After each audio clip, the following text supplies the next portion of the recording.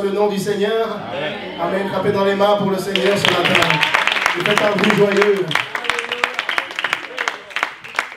Alléluia. On va juste quelques instants pour préparer certaines choses. Amen.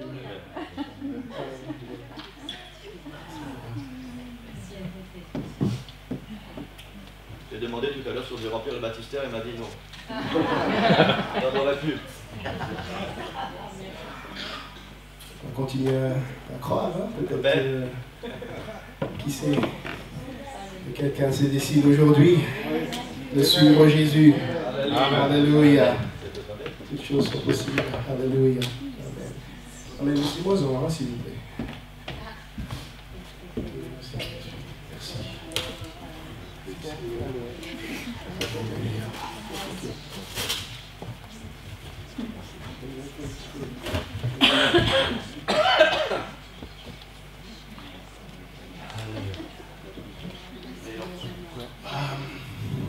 Je pense qu'il en faut encore, mais je ne sais pas combien. Est-ce que tout le monde a une serviette? Il en manque encore 4. Merci Seigneur. 6 alors. 7. Qui dit mieux? Merci Seigneur.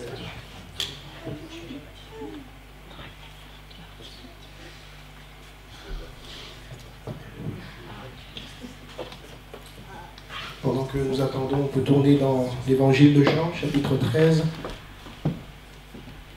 Nous lirons du verset 1 au verset 8 ce matin. Alléluia. Je veux premièrement rendre gloire à Dieu pour tout ce qu'il fait dans la vie et dans nos vies à chacun d'entre nous. Amen. Dieu est bon et fidèle. Amen. Amen. Il prend tellement bien soin de nous, beaucoup plus qu'on ne s'en rend compte par moments. Tellement de choses que Dieu a pourvues dans notre vie que nous n'avions même pas pensé à demander en prière. N'arrête pas de dire ça, parce que des fois, nous arrivons à un point où nous croyons que nous sommes ce que nous sommes et nous arrivons là où nous sommes parce que nous avons fait ce qu'il fallait, mais ce n'est pas vrai. Certains pensent c'est parce qu'ils sont assez spirituels que Dieu les bénit, qu'ils prient assez bien, qu'ils savent comment toucher le cœur de Dieu. Oh non, ce n'est pas ça. C'est par la grâce. Amen. Alléluia. Alléluia. Par la grâce. Alléluia. C'est par la grâce de Dieu. Je suis reconnaissant pour ce que le Seigneur fait dans nos vies. Et pour le ministère, je veux aussi remercier particulièrement Pasteur Noroy et frère Jean-Luc, principalement, et tous ceux qui nous ont aidés d'une manière ou d'une autre pour la concrétisation de l'œuvre du ministère que nous avons démarré. Vraiment que Dieu vous bénisse, amen, qu'il vous le rende au centuple. C'est vraiment une grâce pour nous de vous avoir dans cette œuvre, amen, parce que nous ne savons pas comment ça aurait pu être possible d'une autre manière. Donc, on peut applaudir.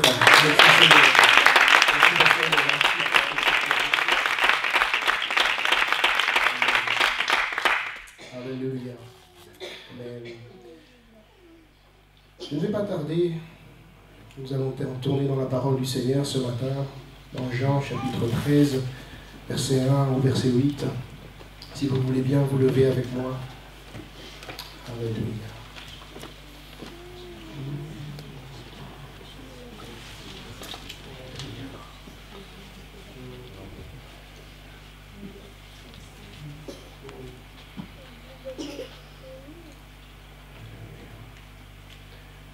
Fermons nos yeux quelques instants.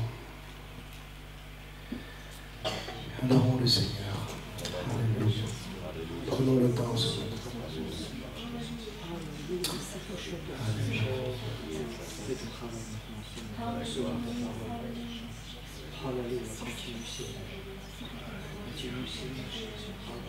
Alléluia.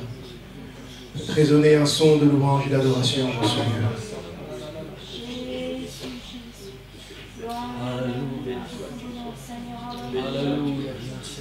Fais tous les efforts ce matin, te lever, te préparer et venir ici dans ce lieu pour partir aussi vite sans aucune différence. Il faut prendre le temps. Alléluia. Prends ton temps. Tu es l'alpha et l'oméga.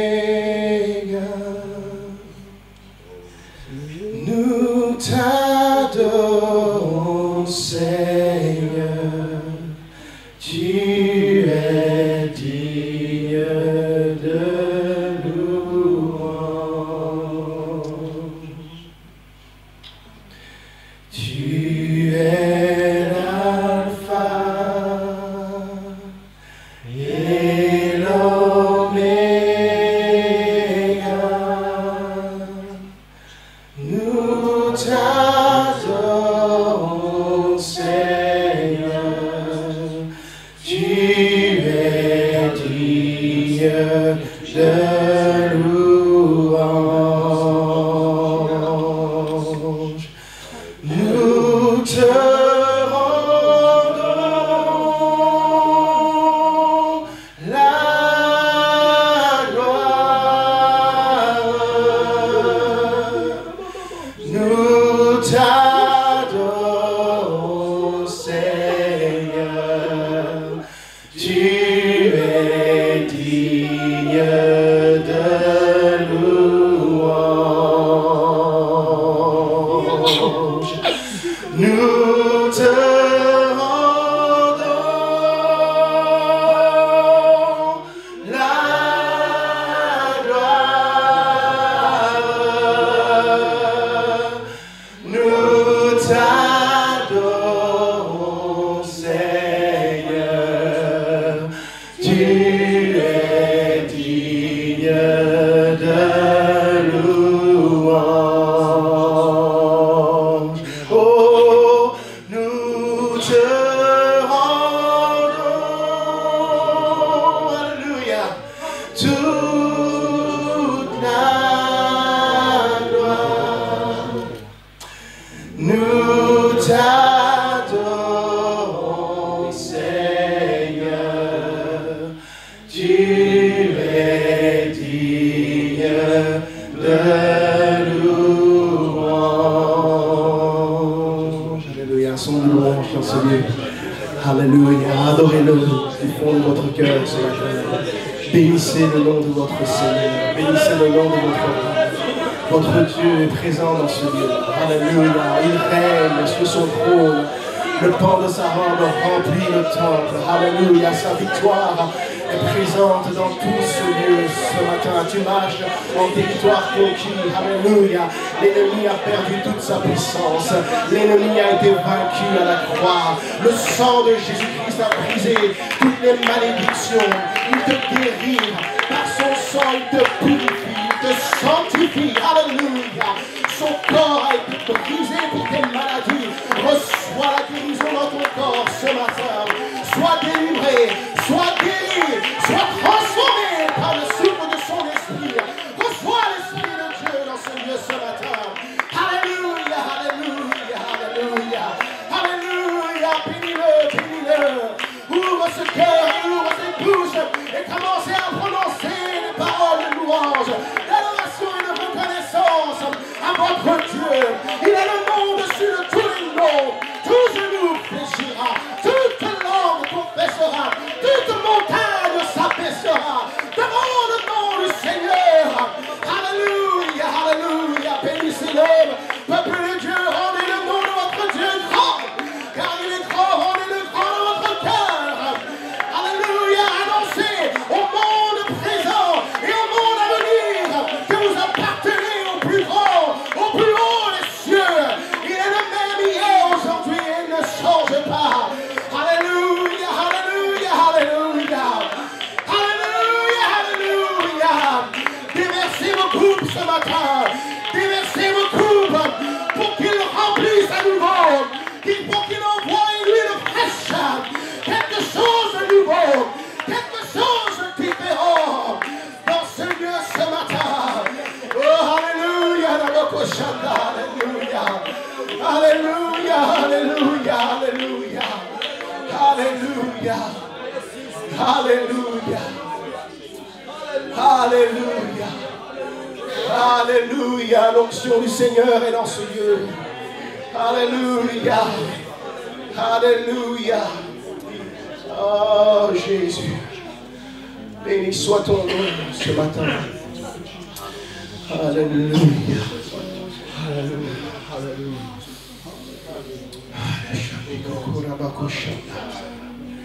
Alléluia.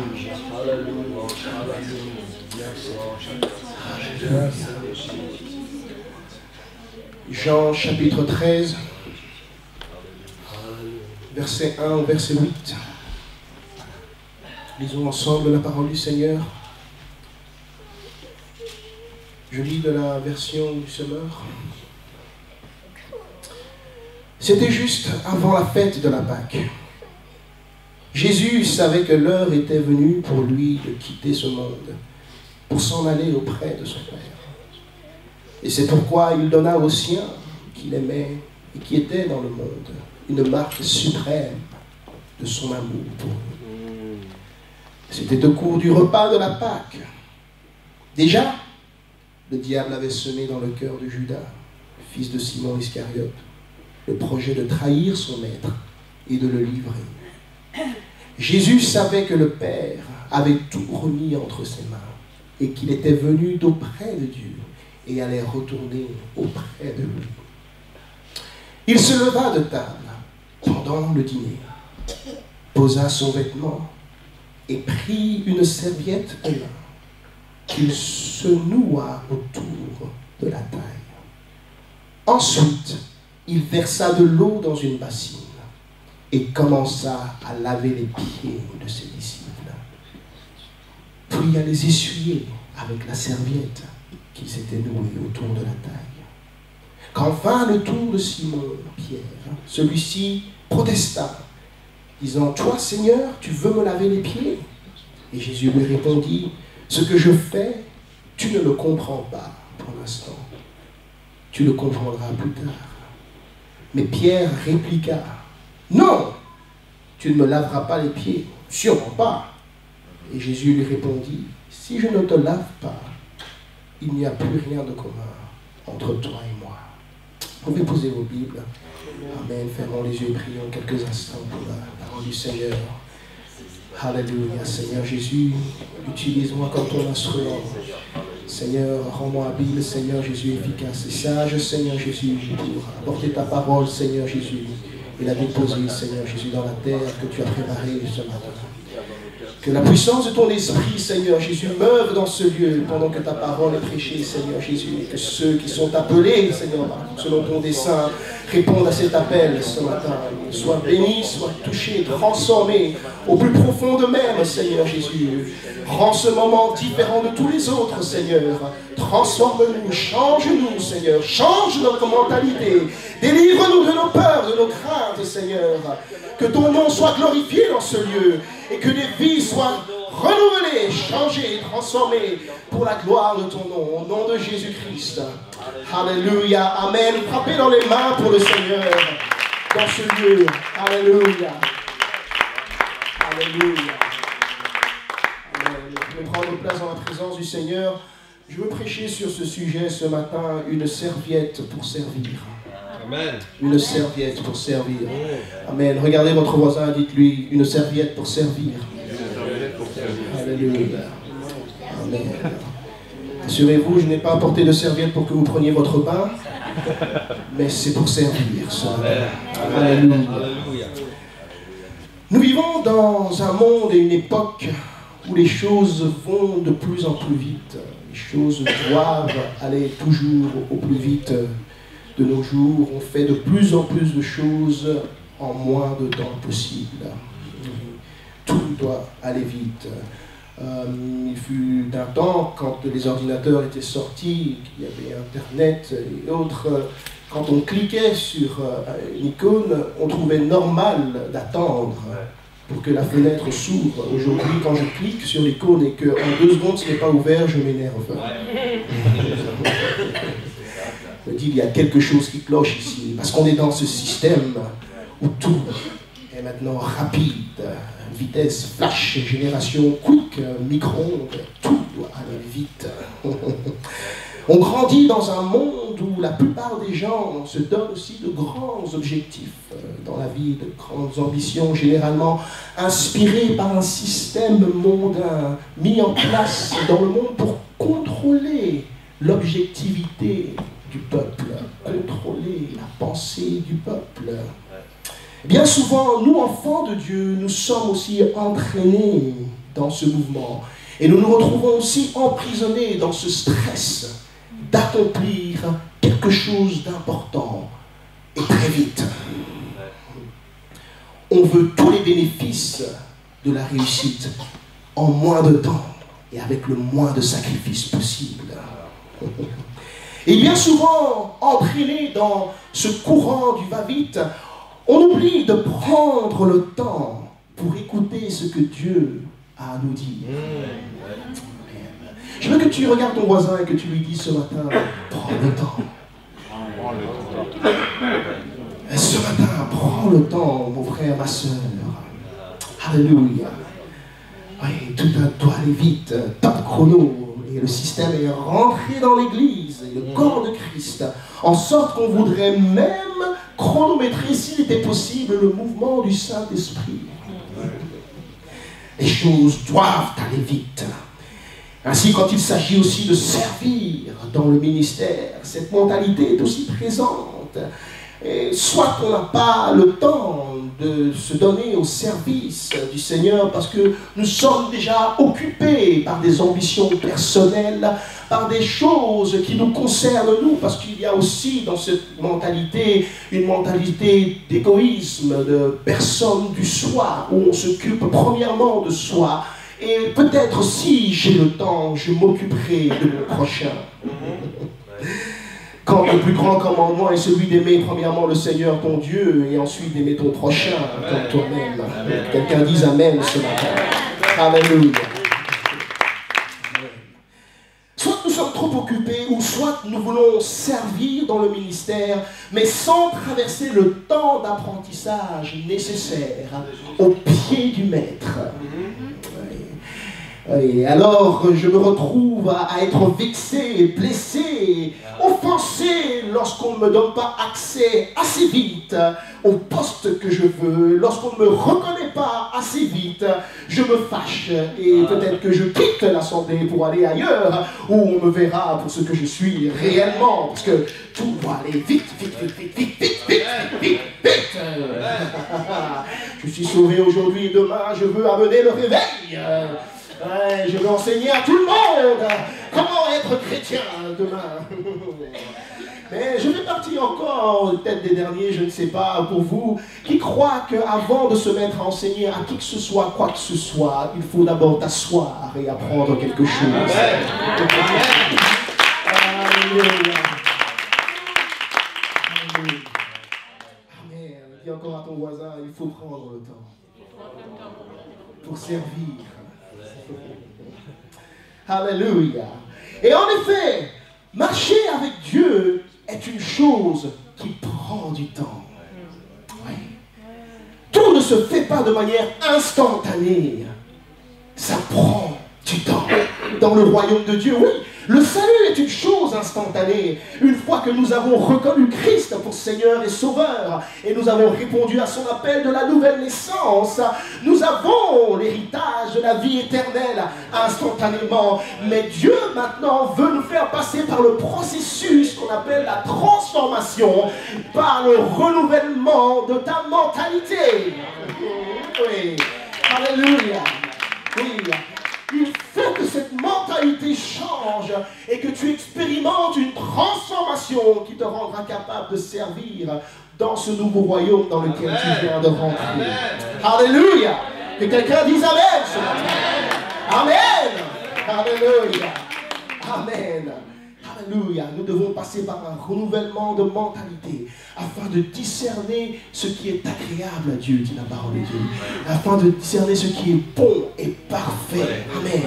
Oui, c'est important d'être renouvelé dans sa pensée, de s'asseoir et de recevoir quelque chose pendant un certain temps. Comment cela arrive-t-il? La Bible parle de la foi dans l'Hébreu. Elle dit que la foi est une ferme assurance des choses qu'on espère, une démonstration de celles qu'on ne voit pas. Et il continue en disant ceci, que pour l'avoir possédé, beaucoup des anciens de l'ancien temps ont reçu un témoignage favorable de la part de Dieu. Et le chapitre continue en nous citant le nom de plusieurs anciens. Et je veux me concentrer sur les 3 premiers ce matin qui ont été cités. Il commence en parlant d'Abel. Il parle, je veux que vous reteniez ces 3 noms et ces 3 principes parce qu'ils sont très importants pour la progression dans le royaume de Dieu. Si tu veux réellement progresser de manière saine, parce que tout le monde peut progresser, mais ça peut être un cancer. Si tu veux réellement progresser de manière saine dans le royaume de Dieu, il faut que tu mettes en place certains principes. Et le premier principe se trouve chez Abel. Il dit que par la foi, Abel offrit un sacrifice plus excellent que celui de Caïn. Il parle d'Abel parce qu'Abel a adoré Dieu. Dites avec moi, adorer. Abel a adoré Dieu par la foi. Amen. Le B.A.B.A., la pédiatrie du christianisme, la première chose que tu dois apprendre dans le royaume de Dieu, c'est être un adorateur. Amen. Le premier ministère, le premier appel de Dieu sur ta vie, c'est le ministère de l'adoration. Alléluia. Tu dois être un adorateur. Amen. Amen. Dieu a envoyé Moïse chercher son peuple hors de l'Égypte. Et il a dit, dis à Pharaon, Dieu a dit, laisse aller mon peuple pour qu'il m'adore dans le désert. Oui. Avant de posséder les nouveaux territoires, avant de se faire une nouvelle vie, Dieu a dit, laisse-les aller dans le désert afin qu'il m'adore. Alléluia. Amen, amen. C'est ton premier travail, c'est ton premier titre, ton premier appel, ton premier ministère. Avant d'être un ancien, d'être un diacre, d'être un dirigeant de louange, prédicateur, pasteur, prophète, enseignant et tous les ministères du royaume de Dieu, Dieu cherche avant tout des adorateurs qui vont l'adorer en esprit et en vérité. Que quelqu'un dise Amen ce matin. Alléluia. Restez avec moi, nous allons quelque part. Alléluia. Amen.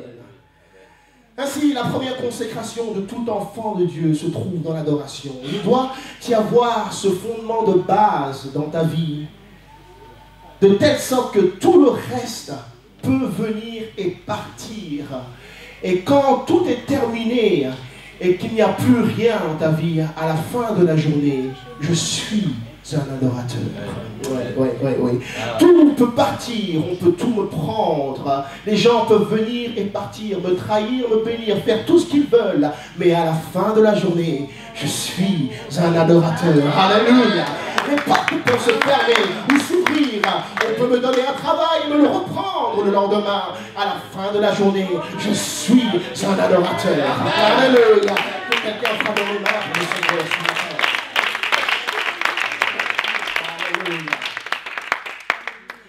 C'est une nécessité incontournable que tu apprennes à adorer Dieu. Parce que lorsque tu adores Dieu, alors ta foi augmente. Adorer Dieu augmente ta foi, de sorte que tu ne te soucies plus de ce que qui que ce soit pense de toi, si ce n'est pas Dieu. Adorer Dieu augmente ta foi, de sorte que tu couperas les mauvaises relations que tu as avec des hommes que tu vois, pour être en relation avec un Dieu que tu ne vois pas. La vie d'adorateur augmente ta foi, de sorte que tu reçois des révélations, des inspirations que personne n'a pu t'insuffler, t'enseigner, ni quoi que ce soit, mais que tu as reçu dans le secret de la communion intime avec Dieu. Alléluia. Tu dois être un adorateur si tu veux progresser dans le royaume de Dieu. Amen.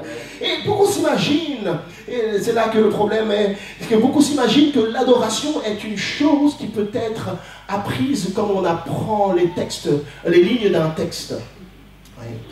Comme on apprend sur les bancs de l'école, où on étudie son livre et on apprend une récitation, on apprend les versets bibliques, on connaît les passages et on connaît peut-être les gestuels, les positions et on pense qu'on est adorateur en faisant ce genre de choses. Mais l'adoration n'est pas quelque chose qui s'enseigne facilement. Ça ne s'apprend pas de la même manière qu'on apprend sur les bancs de l'école. L'adoration, si tu veux enseigner à quelqu'un l'adoration, c'est comme si tu voulais lui enseigner à tomber amoureux. J'aurais du mal, avec tous les dons que le Seigneur pourrait me donner, à enseigner à quelqu'un ce matin à tomber amoureux. Je veux t'enseigner à survivre après que tu sois tombé amoureux.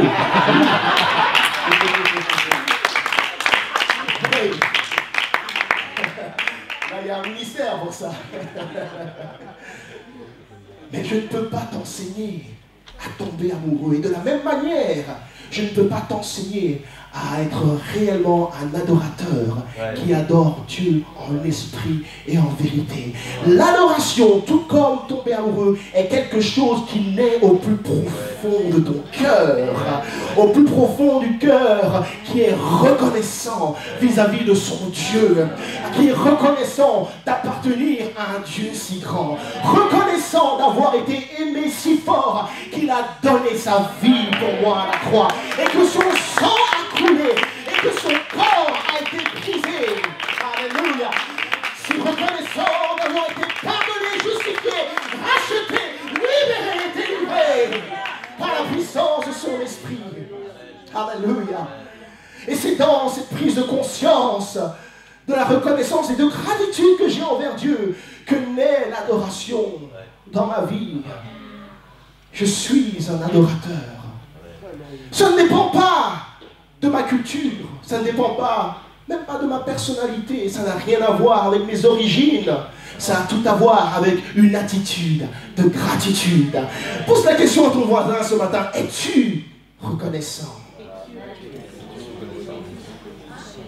Es-tu reconnaissant? Tout commence par là. Alléluia. Entrez dans ces portes avec reconnaissance. Sans reconnaissance, il n'y a pas d'entrée pour toi.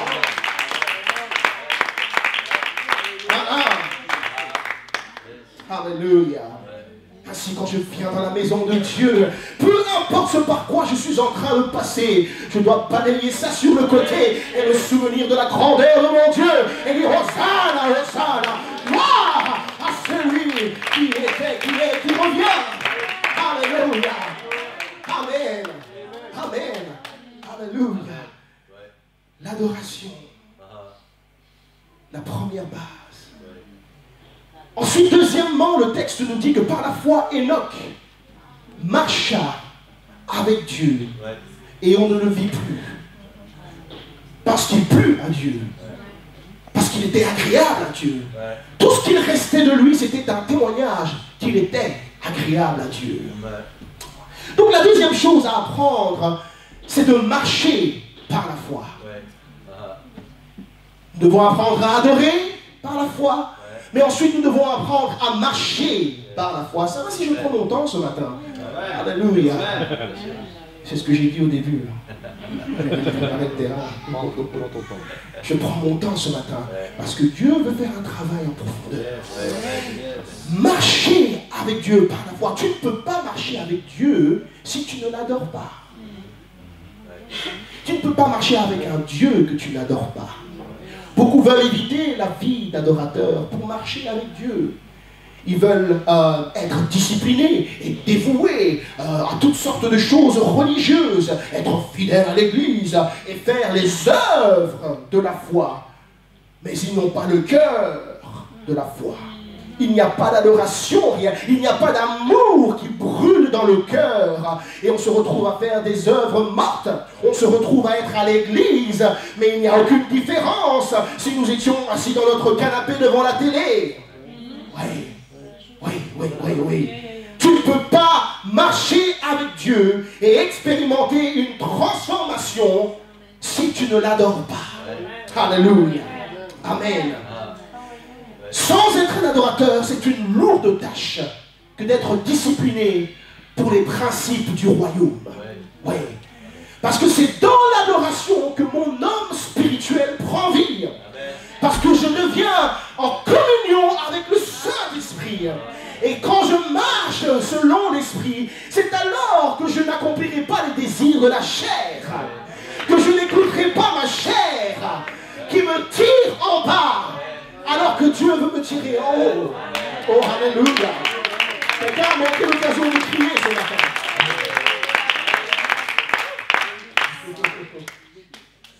Alléluia.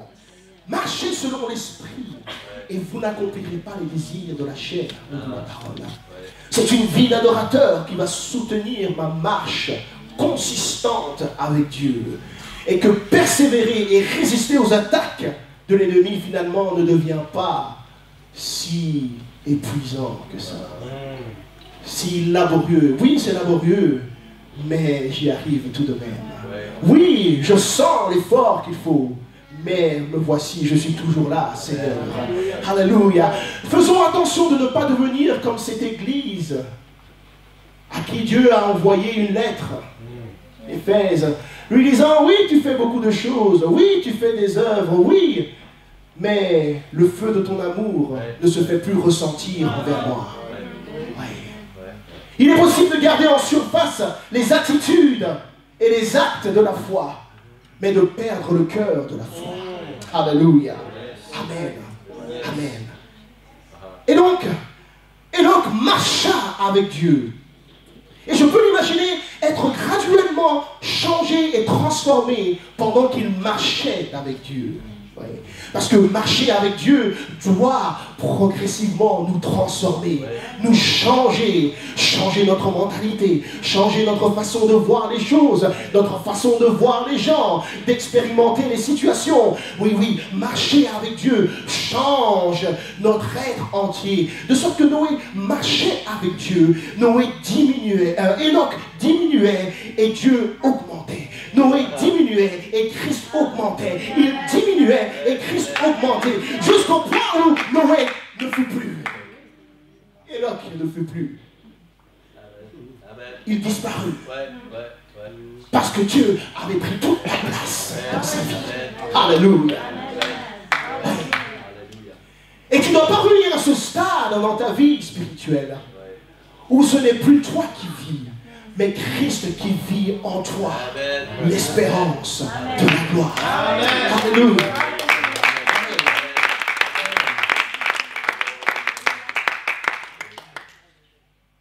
Et nous arrivons enfin au troisième ancien qui est cité, c'est Noé, j'étais pressé d'arriver à Noé apparemment.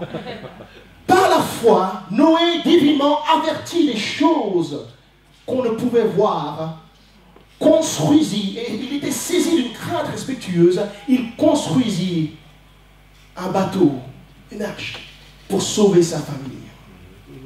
Troisième chose à mettre en place dans une vie qui grandit dans le royaume de Dieu, c'est de travailler avec Dieu. Alléluia. Ah, travailler avec Dieu. Regarde ton voisin et dis-lui, il faut travailler avec Dieu. Alléluia. Noé a travaillé avec Dieu. Il a construit avec Dieu. Dieu lui a enseigné l'art de construire ce bateau. La foi de Noé a été concrète. Alléluia. Amen. Ainsi donc, nous ne pouvons pas travailler avec Dieu si nous ne marchons pas avec Dieu. Amen. Parce que pour travailler avec Dieu, il faut une marche constante avec Dieu. Mais nous ne pouvons pas marcher avec Dieu si nous n'adorons pas Dieu. Alléluia. Amen. Mais nous ne pouvons pas rester au stade d'adorateur sans devenir des gens qui marchent fidèlement avec Dieu. Et si nous sommes des gens qui marchons fidèlement avec Dieu, nous devons entrer dans la phase de travailler avec Dieu. Alléluia. Est-ce que quelqu'un me suit ce matin? Est-ce que vous êtes là ce matin? Le Seigneur nous parle. Alléluia. Alléluia. Alléluia. Il doit donc y avoir un changement qui s'opère en nous si nous vivons par la foi. Si nous devons passer du stade de croyant au stade de disciple. Ouais. Aidez-moi à demander à votre voisin, es-tu un croyant ou es-tu un disciple? Certains se demandent des différences. Moi je suis un croyant, c'est bon. Est-ce que tu es un croyant ou tu es un disciple? Hein? La différence est grande. La différence est grande parce que les démons croient aussi. Ouais. Les démons croient aussi, mais ils tremblent. Ouais. Croire ne suffit pas. Christ nous a choisis non pas seulement pour croire, mais pour mener notre foi à une action. Amen. Amen. Amen. La foi sans les œuvres de la foi est morte en elle-même. Alléluia. Amen. Alléluia. Ainsi donc, tu dois avoir pour objectif de devenir un disciple. Parce que le disciple est celui qui fait exactement ce que le maître fait. Alléluia. Oh, j'ai manqué les Amen ce matin. Seigneur, aide-moi. Alléluia. Alléluia. Il y a un moment où nous devons vivre cette régénération spirituelle, de sorte que nous ne venons plus uniquement pour recevoir, mais nous venons maintenant pour donner. Alléluia. Nous ne rencontrons plus mes frères et sœurs pour recevoir de quelque chose, mais je suis en position maintenant pour donner quelque chose à mon frère, donner quelque chose à ma sœur. Alléluia. Il va y avoir à un moment donné un retournement de situation, en sorte que tu ne vas plus à l'église seulement pour écouter, seulement pour entendre. Merci Seigneur pour l'œuvre du ministère si excellent qui est ici. Vous pouvez frapper dans les mains pour ceux qui servent, parce qu'ils donnent tout leur cœur dans ce qu'ils font. Alléluia, alléluia, amen. Mais il y a un moment donné, lorsque je viens, je ne suis pas seulement en position de recevoir ce que quelqu'un d'autre a préparé, mais moi aussi j'ai préparé ma cuisine. Alléluia. J'ai préparé ma nourriture spirituelle et je veux être utilisé par le Seigneur. Je suis venu pour servir ce matin et non plus pour être servi. Il y a un temps pour être servi, mais il y a un temps pour servir aussi. Alléluia. Alléluia. Alléluia. Alléluia. Voici ce que nous dit la parole de Dieu au sujet de donner. Il y a plus de joie à donner qu'à recevoir. Certains d'entre nous, nous n'expérimentons pas l'épanouissement de la vie spirituelle parce que nous ne sommes qu'en position de recevoir et notre coupe est saturée. Ce qu'il faut que tu fasses, c'est que tu commences à déverser cette coupe pour que le Seigneur envoie une onction fraîche dans ta vie. Alléluia. Qui est venu donner ce matin? Alléluia. Alléluia. Tu dois arriver à un stade de maturité spirituelle où tu comprends que où que tu sois, quoi que tu fasses, pas seulement à l'église, tu es là pour servir. Alléluia. Quoi que tu fasses, où que tu sois, tu es en mission avec Dieu. Tu es en mission pour travailler avec Dieu. Alléluia. Même le travail que Dieu t'a donné, il ne te l'a pas donné seulement pour gagner de l'argent. Dieu peut te donner de l'argent de beaucoup d'autres manières. Il a dit aux disciples d'ouvrir la bouche du poisson, de prendre l'argent et d'aller payer leurs impôts. J'aimerais bien qu'ils fassent cela, mais il m'a donné un travail. Oui, c'est laborieux, mais Dieu m'a placé là aussi parce que je suis en mission pour changer l'atmosphère autour de moi, pour toucher les vies, pour prier pour les gens. Pendant que je suis sur mon ordinateur, bénis les âmes, sauve les vies, transforme les cœurs, délivre les gens au nom de Jésus. Alléluia. Alléluia. Oh, je suis en mission. Je suis en mission. Je suis en mission. J'ai une destinée. J'ai un but dans la vie. Alléluia. Alléluia. Tu es à un stade où tu as reçu tellement d'onction que toute l'atmosphère autour de toi devrait être changée, rien que par ta présence. Ta chaise devrait être impactée par l'onction ce matin. Alléluia. Alléluia. La personne qui est à côté de toi, si tu ouvres cette coupe, va être touchée par tous les dons et les puissances que Dieu a déversés dans ta vie. Alléluia. Tu sous-estimes le niveau de ton onction ce matin. Alléluia. Alléluia. Il y a donc cette transition qui doit s'opérer dans la vie d'un croyant pour devenir un disciple. Alléluia. Pour devenir quelqu'un qui sert et qui n'est plus préoccupé par être servi parce qu'il sait que Dieu se charge de tout. Alléluia. Oui, parce qu'il sait que tout est sur le compte de Dieu. Alléluia. Alléluia. Je donne. Et même si on ne me remet pas, c'est sur le compte de Dieu. Amen. Alléluia. C'est sur le compte de Dieu. Dis à ton voisin, c'est sur le compte de Dieu. Oui, c'est sur le compte de Dieu. Amen. Et la transition est difficile. Alléluia. Et pour l'enseigner de manière efficace, Jésus le Seigneur a choisi de ne pas parler. Il a préféré se mettre en action. Il a préféré agir plutôt que de donner un long sermon. Jésus s'est levé de table et il a commencé à agir. Parce que des fois, nos actes parlent beaucoup plus que 1000 mots qui pourraient sortir de notre bouche. Alléluia. C'est ainsi que nous revenons donc à Jean, chapitre 13, verset 1, où la Bible dit que c'était pendant la fête de la Pâque. Ils étaient en train de communier, de manger, et Jésus a rompu le pain. Il a partagé toutes sortes de choses avec eux. Et la Bible dit que Jésus, sachant toutes choses, sachant qui il était, sachant d'où il venait, sachant où il allait, sachant ce qui se tramait dans le cœur de chacun des gens qui étaient autour de lui. Voyez-vous, Jésus sait tout. Il voit tout, il entend tout. Il sait tout avant même que je ne le pense. Et avant même que je n'arrange les mots ensemble, les lettres ensemble pour construire des mots et faire des phrases. De loin, il connaît ma pensée. Il sait ce que je veux dire. Jésus savait déjà ce qu'il attendait. C'est ce qu'il attendait. Il savait qu'il allait bientôt vivre la crucifixion. Il savait qu'il allait être trahi. Il savait qu'il allait être abandonné. Mais malgré tout ce qu'il savait, Jésus s'est levé de table. Il y a un moment dans ta vie où il faut clore le chapitre de la considération de tout ce que tu sais qui ne va pas dans ta vie. Oui, il y a un moment donné où la position assise à table, où tu es servi par tout le monde, doit clore et faire comme Jésus.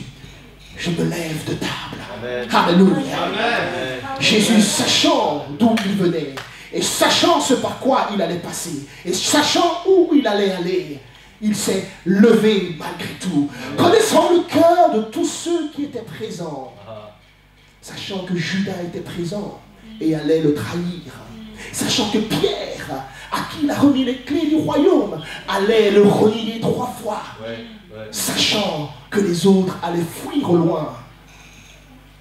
Il s'est levé de table. Il s'est levé. Il est temps de te lever ce matin. Il est temps de te lever ce matin. Le Seigneur a commencé à enseigner dès qu'il s'est levé, pour nous enseigner que nous ne devons pas attendre que tout devienne parfait dans notre vie pour se mettre en position de serviteur.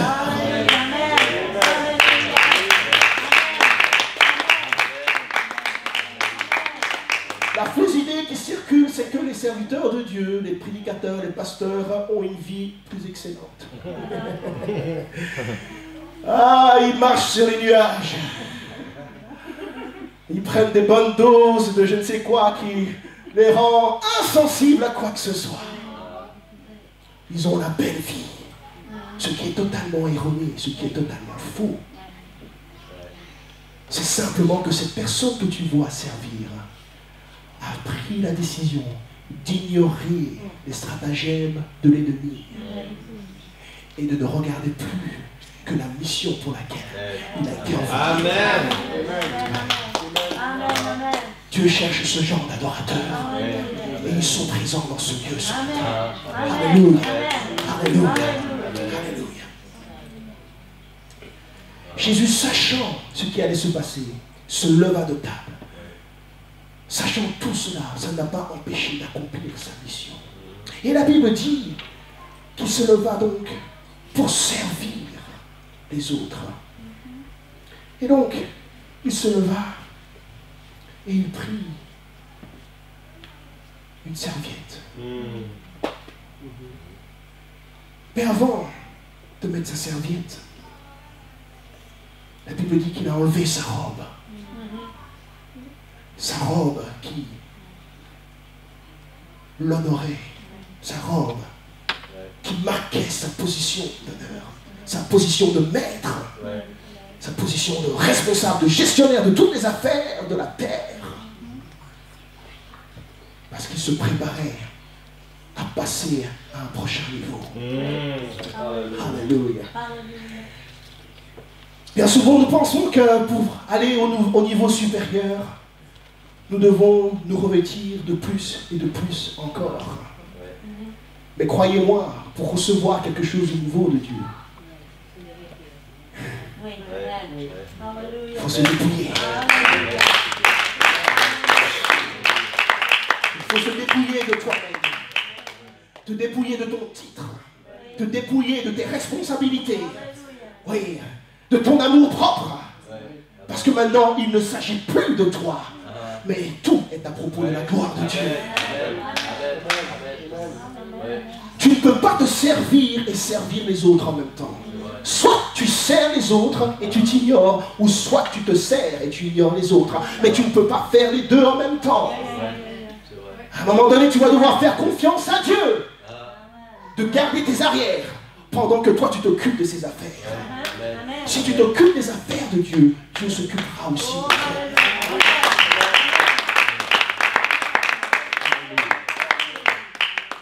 Jésus se préparait à entrer dans un lieu de gloire. Il savait qu'il allait être crucifié et qu'il allait enfin être glorifié. Beaucoup voyaient la souffrance à venir, mais lui voyait au-delà de la souffrance à venir. Il voyait la récompense qui attendait tous ceux qui se sacrifient pour l'œuvre de Dieu. Donc il s'est dépouillé de son honneur, tout comme le souverain sacrificateur qui était normalement habillé de vêtements de lin qui étaient magnifiques, honoré par toutes sortes de choses. On parle de l'éphod, on parle de pierres de nix qui couronnaient un peu son épaule, qui marquaient vraiment des significations très importantes et lui donnaient de l'importance aux yeux du peuple. Lorsqu'il rentrait dans la cour extérieure du tabernacle, il pouvait garder ses vêtements. Oui, parce qu'il y avait là la lumière du jour et tout le monde avait ses regards sur lui. Mais ensuite, il devait aller un peu plus profond dans le tabernacle. Il passait dans la cour intérieure où maintenant c'était la lumière du chandelier qui est la parole de Dieu qui éclaire nos pas. Mais maintenant plus personne ne nous regarde, c'est la parole de Dieu qui nous éclaire. Il gardait encore ses vêtements. Mais lorsqu'il se préparait à entrer derrière le voile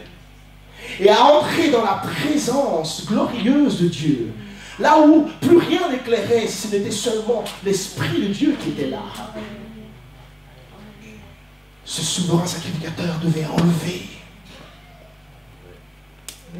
son vêtement. Parce qu'il n'y avait plus de place pour lui maintenant. Plus de place pour sa personne, plus de place pour son honneur. Parce que Dieu remplissait déjà toute la maison. Le roi de gloire était présent. Et lorsque nous nous rassemblons, là où 2 ou 3 se réunissent, le Seigneur est présent au milieu d'eux. Nous devons comprendre, pour que le Seigneur soit présent, nous devons nous dépouiller de nous-mêmes. Amen. Amen. Alléluia. Jésus s'est dépouillé. Et il a pris sa serviette.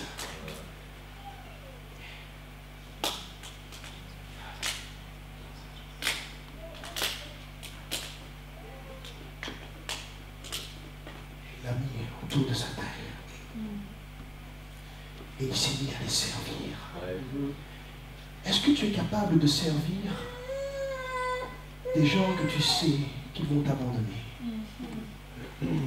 Est-ce que tu es capable de servir ceux qui ne sont pas totalement avec toi, qui sont autour de toi et qui ne sont pas avec toi, qui ne vont pas subir ce que tu vas subir, qui ne vont pas vivre les critiques que tu vas vivre, qui ne vont pas expérimenter la crucifixion que tu vas expérimenter, qui vont faire comme s'ils ne te connaissaient pas lorsque tu subis l'enfer chez toi?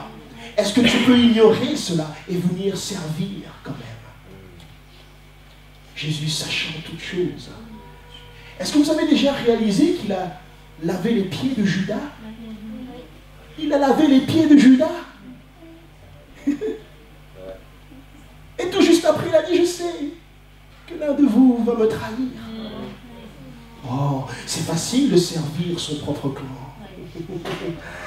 C'est facile de faire des clans dans l'église et de se servir entre ceux où on se reconnaît. Jésus a brisé toutes les frontières. Jésus a cassé toutes les barrières. Il a traversé le territoire en long et en large pour faire comprendre à son peuple qu'il n'y a plus de frontières avec lui. Et que nous devons apprendre à nous servir les uns les autres, quelle que soit la nature de notre personne. C'est dur comme message. C'est dur. C'est dur. Mais pourtant, c'est ce que le Seigneur veut enseigner à l'Église. Parce qu'il dit, quel honneur y a-t-il à vous servir seulement entre vous qui vous connaissez? Quel honneur y a-t-il à dire bonjour seulement entre vous qui vous connaissez, avec ceux qui vous traitent bien, ceux qui vous font du bien, ceux qui vous respectent? Quel honneur y a-t-il? Il n'y a aucun honneur. Il y a de l'honneur lorsque tu es capable de prier pour celui qui te veut du mal, de bénir celui qui te maudit, de te mettre en position de serviteur face à quelqu'un qui te méprise. Là est l'honneur de l'enfant de Dieu. C'est dur. Pourtant, c'est ce que le Seigneur veut. Alléluia. Ainsi, nous avons tous une serviette ce matin. Et le Seigneur a mis à cœur d'acheter ces serviettes pour chacun d'entre nous, pour nous rappeler la raison pour laquelle il a fondé son Église. La raison pour laquelle il nous a sauvés, qu'il nous a rachetés par son sang, purifiés, justifiés, pardonnés, délivrés, nourris de la parole, éclairés en tout point de vue, donner de la connaissance, de l'intelligence, de la sagesse pour conduire nos vies, nous a donné les outils nécessaires pour combattre les ruses du malin, repousser les puissances de l'ennemi et déclarer « Je suis libre ». Ouais. Il nous a tout donné. Mais à un moment donné, à la fin de toute chose, Jésus veut que tu te lèves de table.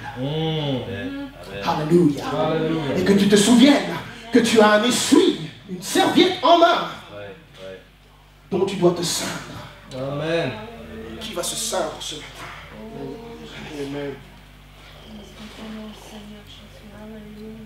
Et se mettre en position pour servir. Servir. L'Église a besoin de serviteurs. L'Église a besoin de serviteurs. Beaucoup de gens refusent de servir dans l'Église ou disent « Moi, mon ministère, je le fais un peu quand je le sens, je le fais chez moi, ou bien je suis gentil avec les gens. » Et ce qu'ils veulent dire réellement, c'est qu'ils ne veulent servir que les gens qu'ils pensent qu'ils méritent. Mais si nous voulons sélectionner les gens que nous voulons servir, nous ne serons pas d'une grande utilité dans le royaume de Dieu. Parce que notre appel, ce n'est pas de sauver les gens qui sont déjà en bon état. Ce n'est pas de... Oh, alléluia. Ce n'est pas de servir les gens qui sont déjà parfaits, bien, nickel, cool, et qui ne posent pas de problème. Notre appel, c'est d'aller vers les gens qui manquent un grain, comme on dit, dans la tête des fois, qui sont méchants, qui sont cruels, qui manquent de reconnaissance, qui sont ingrats, qui vont poignarder dans le dos. Notre appel, c'est de servir tel que notre Maître Jésus-Christ a servi. Tu as un essuie dans la main ce matin. Tu as un essuie dans la main ce matin. Alléluia. Fermons les yeux quelques instants. Et commençons par adorer le Seigneur. Alléluia.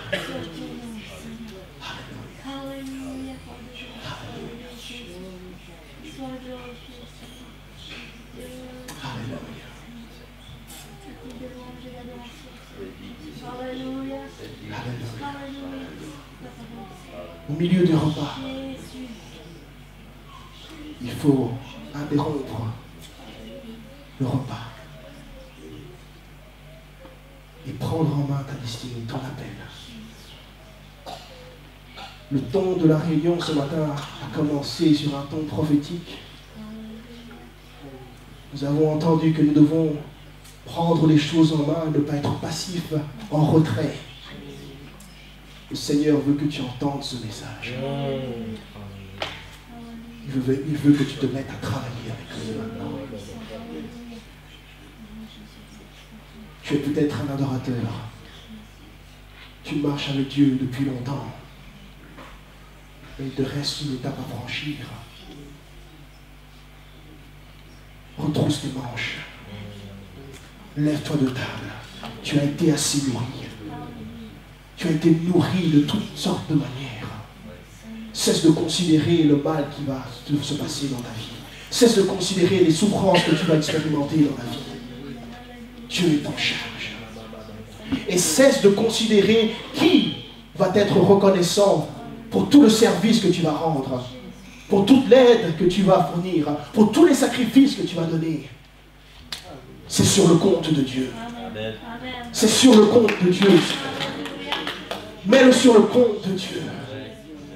Tu dois apprendre à mettre ça sur le compte de Dieu. Il y a dans la Bible l'histoire d'un prophète qu'on appelle le prophète de feu, Élie. Il est arrivé à un point dans sa vie où il avait peur. Il avait peur de mourir. Il s'est retrouvé dans une grotte. Il se cachait. Il était à un tel point même dépressif. Il était presque suicidaire. Il disait, Dieu, prends-moi. Parce qu'une femme le menaçait. Et Dieu lui a parlé. Il lui a dit, sors de ta grotte. Prends l'huile d'onction. Et va oindre quelqu'un pour moi. Des fois, pour sortir de ta grotte, il va falloir dégager de l'onction. Pas seulement des fois, toujours. Il faut dégager l'onction que tu as reçue. Il faut la répandre pour que les démons qui te menacent s'enfuient. Alléluia. Alléluia. Et Élie est sorti de sa grotte en route pour aller oindre le prochain prophète, Élisée, qui devait venir après lui. Et sur la route, il rencontre ce jeune homme. Et la Bible dit qu'il passe près de ce jeune homme et il lui lance son manteau. Il me passe dessus tout ça. Et le jeune homme est transformé. Le jeune homme est touché à tel point qu'il laisse tomber tout son business, toutes ses préoccupations, parce qu'il gérait tout un champ, il était en train de travailler dans le champ. Et tout d'un coup, il laisse tomber tout cela. Il dit au revoir à sa famille. Il dit au revoir aux gens avec qui il travaillait. Et il dit, quelque chose m'a touché. Je vais prendre une nouvelle direction dans ma vie. Je dois suivre l'onction que je viens de ressentir. Je dois répondre à un appel dans ma vie. Quelqu'un doit répondre à un appel sur sa vie ce matin. Alléluia. Alors, le jeune homme se lève et il se met à suivre l'homme de Dieu. Frère, tu veux bien me suivre, s'il te plaît?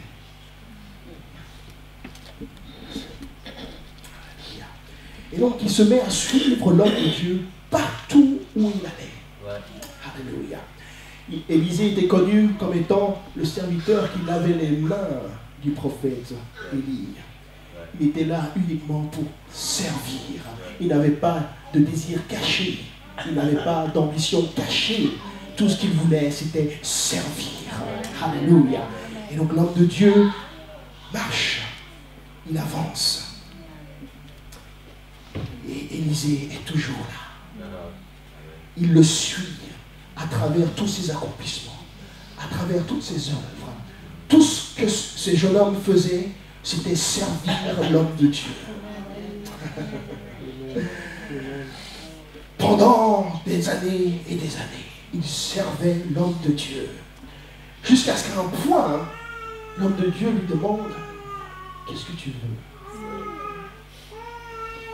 Et Élisée lui dit, je veux une double portion de ton onction. Il dit, c'est une chose difficile que tu me demandes. Écoute, si tu veux réellement ça, tu vas devoir être capable de tenir avec moi à travers toutes les épreuves. Tu vas devoir marcher avec moi et passer à travers Jéricho, là où les murs doivent tomber, là où les frontières doivent être brisées, là où l'ennemi doit être conquis.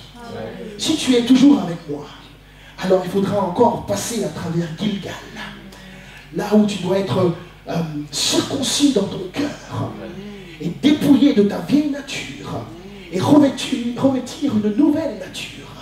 Si tu es toujours avec moi, tu es toujours là, oui, alors on va devoir encore traverser le Jourdain.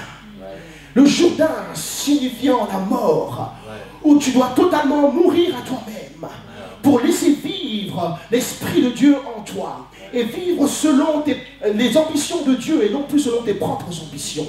Et si tu me vois être enlevé alors que je marche, alors tu pourras recevoir cette double onction. Des fois, il faut être patient et prendre le temps pour recevoir la promotion de Dieu dans ta vie. Ouais. Dieu place des gens qui sont devant nous pour nous conduire sur la route de la vie, par le ministère que Dieu leur a donné, pour impacter notre vie, pour nous mener à maturité spirituelle. Et si nous nous rangeons derrière eux pendant le temps que Dieu a prévu, si nous sommes fidèles, si nous sommes des adorateurs, si nous marchons avec Dieu et que nous sommes prêts à travailler en tout point de vue, dans tout ce que le Seigneur nous demande de faire, alors, amen, la double portion. Alors, la récompense.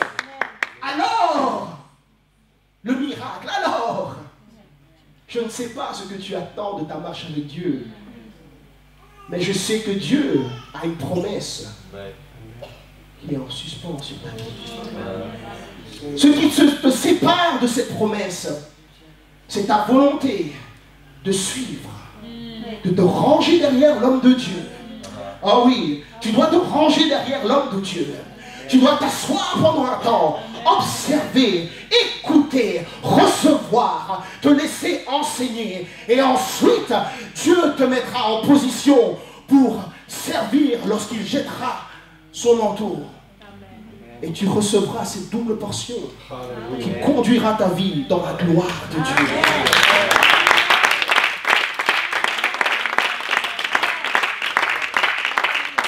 Alléluia. Tu peux le garder. C'est ta double portion.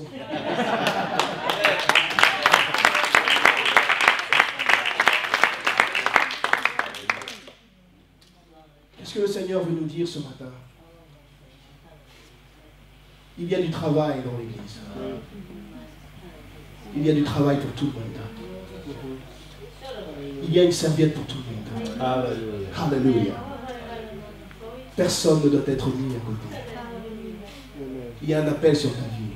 Tu n'es pas appelé à seulement t'asseoir sur les bancs de l'Église et à contempler, waouh, les chants, waouh, la prédication, waouh, ceci, waouh, cela.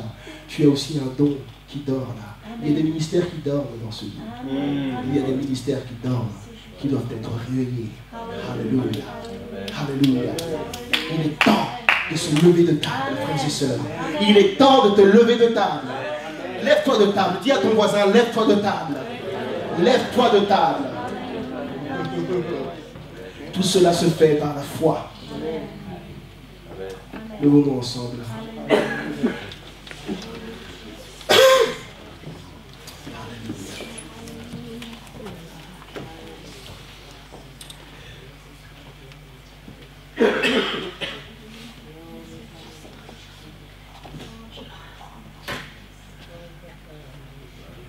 Nous croyons en un évangile qui n'est pas seulement un évangile qui consiste en des paroles, mais nous croyons que nous servons un Dieu qui nous mène à des actions.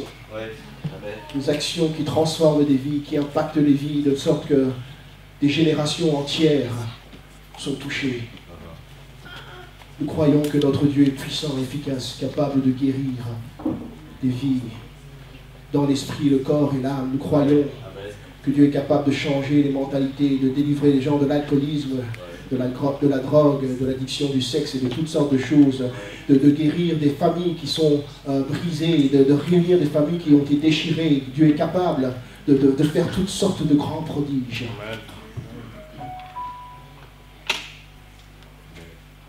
Mais pour cela, il faut que les membres du corps de Christ se mettent en position pour servir. Nous devons cesser de contempler les belles paroles, retrousser nos manches et demander au Seigneur, que puis-je faire pour bénir cette église? Je suis arrivé à un stade, Seigneur, où ce n'est plus qu'est-ce que cette église peut faire pour moi que je cherche. Qu'est-ce que cet homme de Dieu peut faire pour moi? J'ai lu toutes sortes de choses, des gens qui demandaient comment choisir une bonne église, et les gens leur disent, tu dois voir si cette église a quelque chose de bon à t'apporter d'abord. Les gens vont toujours à l'église pour ce qu'ils peuvent recevoir. Je ne dis pas qu'il ne faut pas aller dans une église qui apporte du bon. Mais si la seule chose pour laquelle tu vas à l'église, c'est de trouver la nourriture spirituelle qu'il faut, sans jamais toi-même concocter quoi que ce soit pour être une bénédiction pour ce ministère, tu es déséquilibré spirituellement. Tu es déséquilibré spirituellement.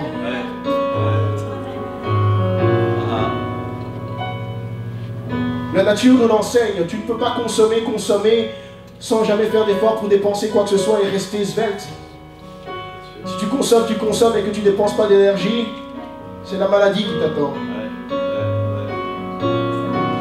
Beaucoup sont malades spirituellement, dysfonctionnels spirituellement parce qu'ils ne sont pas en position de servir. Leur coupe est saturée. Ils récoltent la manne qui descend du ciel et ils la gardent pour le lendemain. Ils la gardent. Mais Dieu a dit, quand vous prenez la manne, ne la gardez pas pour le lendemain. Ceux qui la gardaient pour le lendemain retrouvaient une nourriture qui était pourrie. Il y avait des vers à l'intérieur. Et beaucoup sont infectés. Parce qu'ils ne comprennent pas le principe de donner et de recevoir. Que c'est un circuit spirituel qui est mis en place qu'il faut respecter.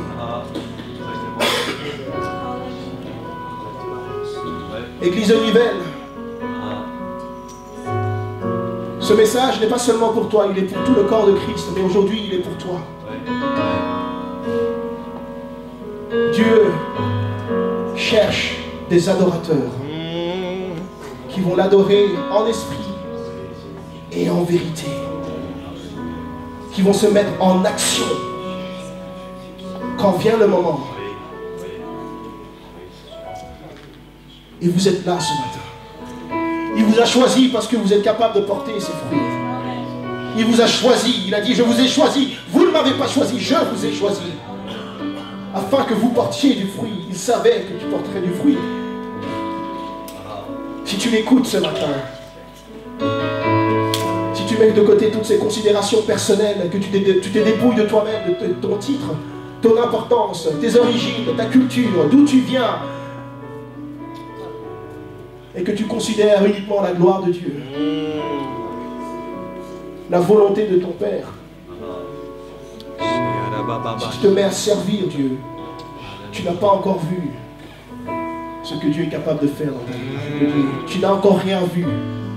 Le meilleur est encore à venir. Alléluia. Alors ce matin, je vais d'abord vous inviter à lever vos mains.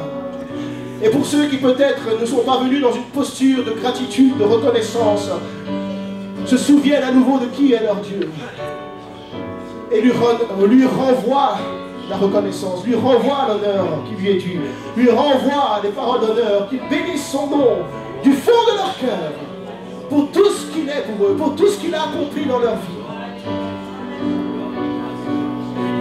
Il n'y a pas d'âge pour cela. Il n'y a pas d'âge pour servir Dieu. Il y a une dysfonction que je vois de plus en plus, c'est qu'on veut faire servir uniquement les jeunes, mais les anciens sont mis de côté. Le diable est un menteur. Il y a des potentiels énormes dans les anciens. Il y a un ministère qui dort dans le cœur des anciens, qui doit être réveillé pour impacter la génération future.